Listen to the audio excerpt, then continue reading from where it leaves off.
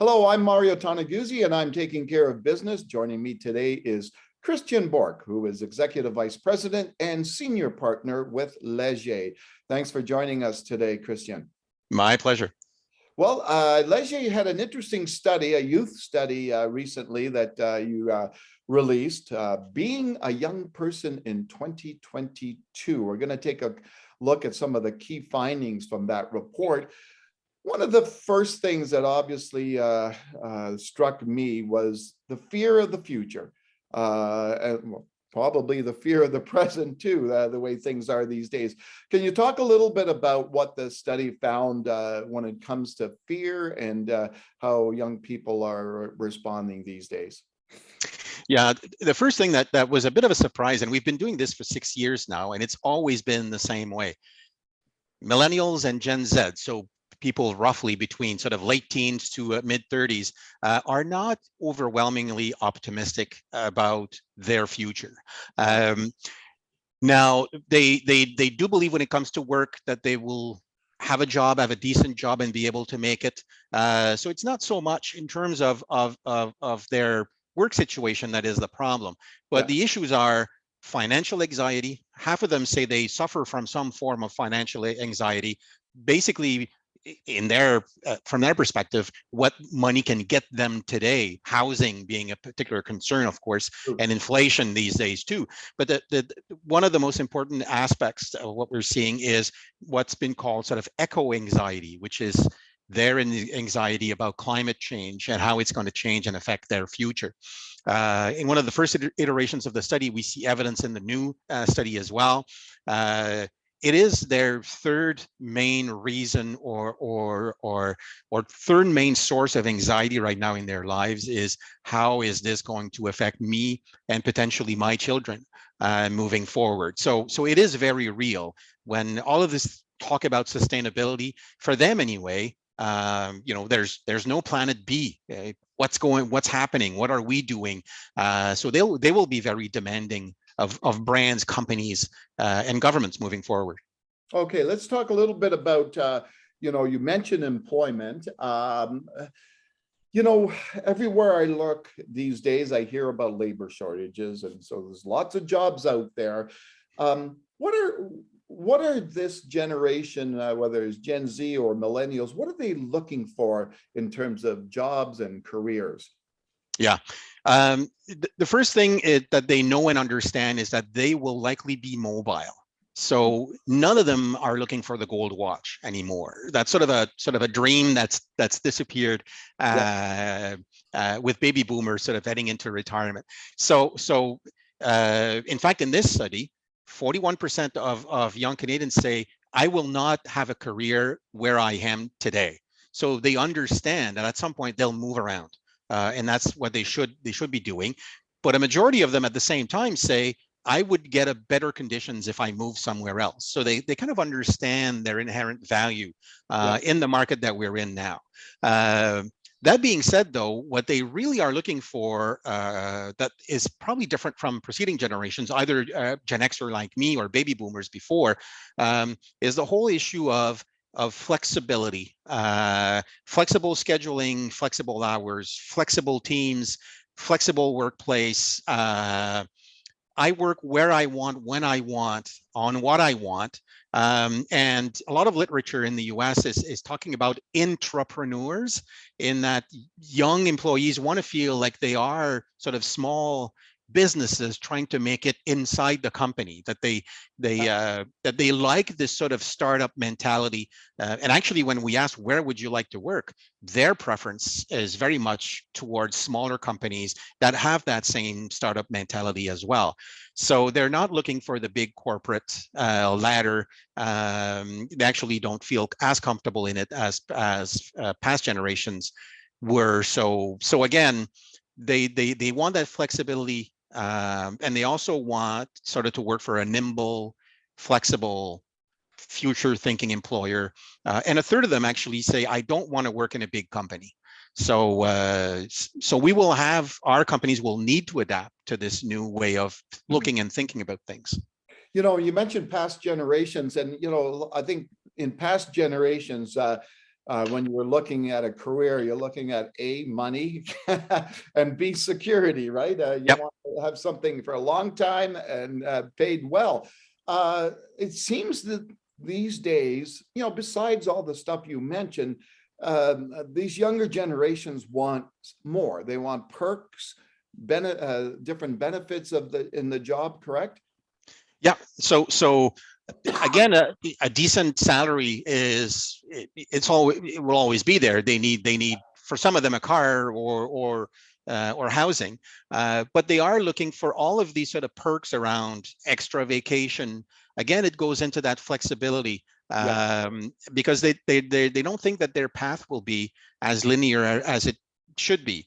And a lot of employers right now say they're competing with other employers, but they're also competing with, I'll just quit and go do a master's.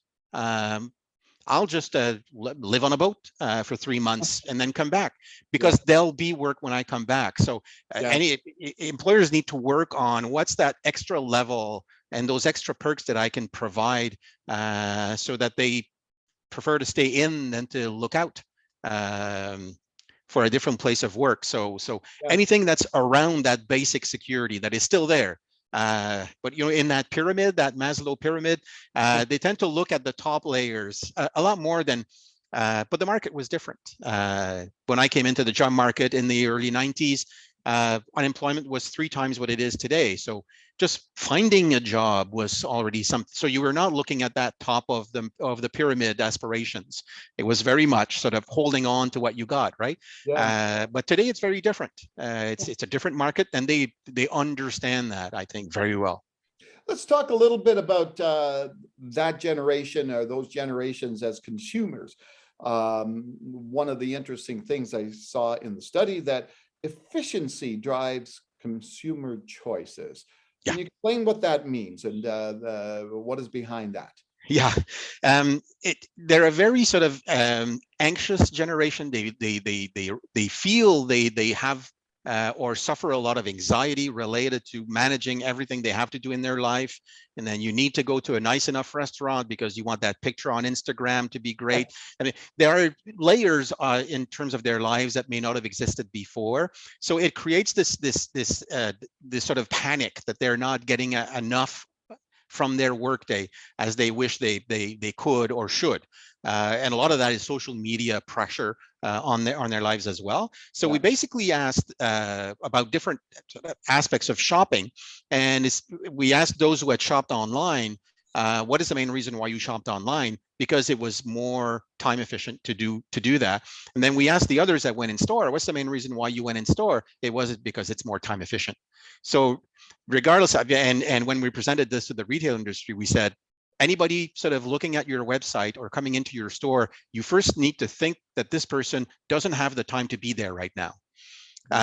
So anything, you save them time or you save them money. But I think that time element is becoming increasingly important, and some are very good at doing that. At Amazon, not to name them, a couple of clicks and off you go. It's delivered the next day. So they'll shop around. They won't accept what's your corporate policy on when you do things. It's when they want to do things. Yeah, that's quite interesting. Anything else, Christian, that you saw in the study that struck you as interesting? Yeah, in terms of young consumers, and it ties into who they are as citizens today as well, is this growing sort of constant drumbeat about I need to live by my principles. I can't buy that anymore because it's not suitable because of what their energy consumption is or whatever. So a lot more youth are disconnecting from meat, disconnecting from cars, disconnecting from fast fashion because it doesn't meet their principles in terms of being sort of a more sustainable or what they believe companies should be striving at in terms of sustainability. So they will their boots will follow what they actually believe in terms of their core values. So we need to be very careful again as corporate citizens in terms of how we address that. That's important for whether you're retailers or other businesses, right? To understand the mood and the feelings of this generation right now. Yeah, and again, it's not that it's, for example, veganism is not mainstream. It's still a minority of the population, still a minority of millennials and Gen Z as well.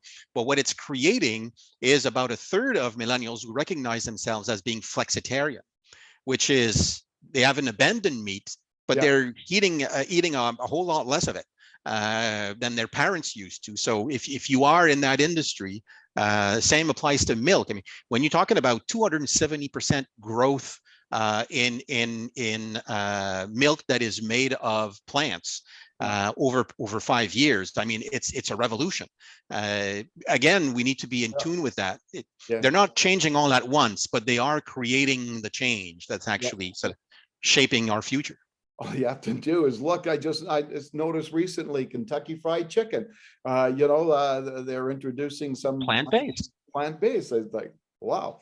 Absolutely. I mean, it's funny when you go to Starbucks, if you happen, but when they actually order their drink, I mean, we used to order coffee, but they order the soy, and it takes about 1 minute to describe their drink to the so again, it's this whole sort of change that we need to adapt to. And I think millennials, because of their size demographically, they are more important than Gen X. Same as baby boomers basically just plowed everything along the way because of their size demographically. It's the same with millennials. So I think that generation, sort of mid-20s to late 30s, are basically redefining life, not only for themselves, but for those who follow, but also the generation before them, which is me. Like, all that you hear and see are how those values are right now just transforming companies and the way people do business. So they will, because of their size, again, their importance, their power, they will influence the following, but also the preceding generations. Okay, super. Well, thanks very much, Christian, for joining us today. My pleasure. All right, that was Christian Bourque, who is Executive Vice President and Senior Partner at Leger.